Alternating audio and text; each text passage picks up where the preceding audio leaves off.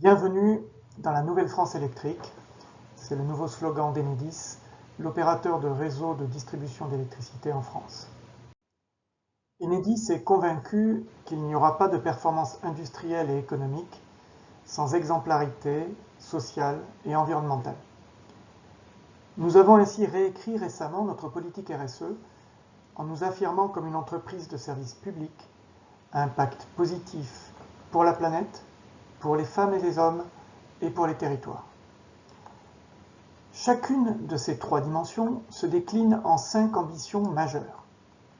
Sans toutes les détailler, faisons un focus sur le pilier planète. En premier lieu, nous souhaitons contribuer activement à la lutte contre le réchauffement climatique en réduisant nos propres émissions de gaz à effet de serre et en facilitant le raccordement des énergies renouvelables et des bornes de recharge pour les véhicules électriques. Mais nous sommes aussi conscients de l'interaction des réseaux avec les richesses naturelles des territoires, tout au long du cycle de vie des ouvrages, de la phase projet à celle de la gestion des déchets, en passant bien sûr par la construction et la maintenance. C'est pourquoi nous agissons concrètement depuis des années, en partenariat avec le monde institutionnel et avec le monde associatif. Par exemple, pour réduire la mortalité des oiseaux au contact de nos ouvrages.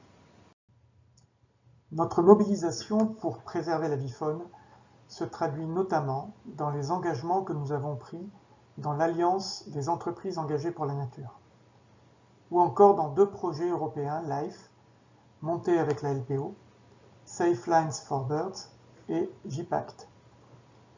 Il s'agit à chaque fois de limiter les risques d'électrocution et de percussion des oiseaux sur les lignes électriques, en particulier pour des espèces emblématiques et menacées, comme le gypaète barbu, l'aigle de Bonelli, ou encore les cigognes blanches et noires.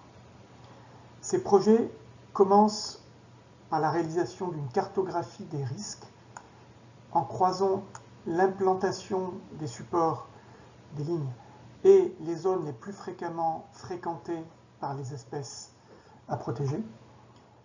En effet, il n'est pas possible de neutraliser rapidement tout le réseau.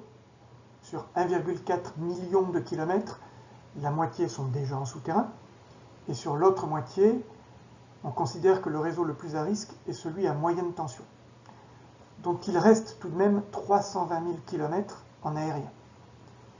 Il convient donc de cibler les efforts pour utiliser efficacement les moyens, et cela se fait avec le concours des naturalistes, amateurs ou professionnels, qui connaissent bien le terrain. Ces images illustrent quelques actions concrètes menées ces dernières années. Tout d'abord, la solution la plus radicale consiste à enfouir les réseaux aériens, comme on le voit sur l'image au centre. Tous les réseaux neufs sont désormais posés en souterrain, et en plus, 3000 km de réseaux existants sont enfouis chaque année. Pour autant, il restera encore des réseaux aériens pendant des décennies. Sur ceux qui restent durablement aériens, on pose alors des dispositifs isolants ou des balises de visualisation, de type Firefly par exemple. Pour les cigognes, quand on dépose un nid installé sur un support électrique, on le remplace par une plateforme artificielle, comme vous pouvez le voir sur l'image à droite. On pose aussi des nichoirs sur certains supports, comme pour le relier d'Europe sur la photo du bas. Et enfin, pour entretenir la végétation sous et aux abords des ouvrages, on remplace l'usage des pesticides par des techniques plus douces, et on recherche aussi des alternatives pour limiter les conséquences de l'élagage et du gyroploiage.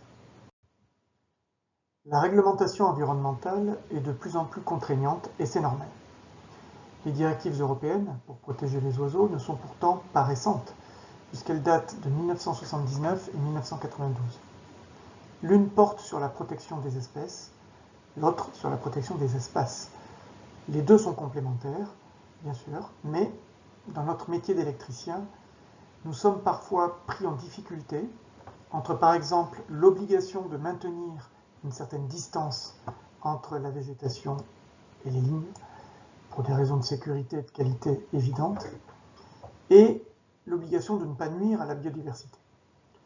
Pour concilier ces objectifs apparemment contradictoires, Enedis propose aux autorités environnementales une approche différenciée en fonction des secteurs.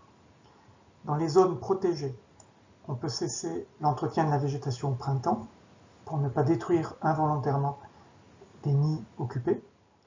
Ailleurs, on recherchera des techniques plus douces et une plus grande concertation avec l'ensemble des parties prenantes.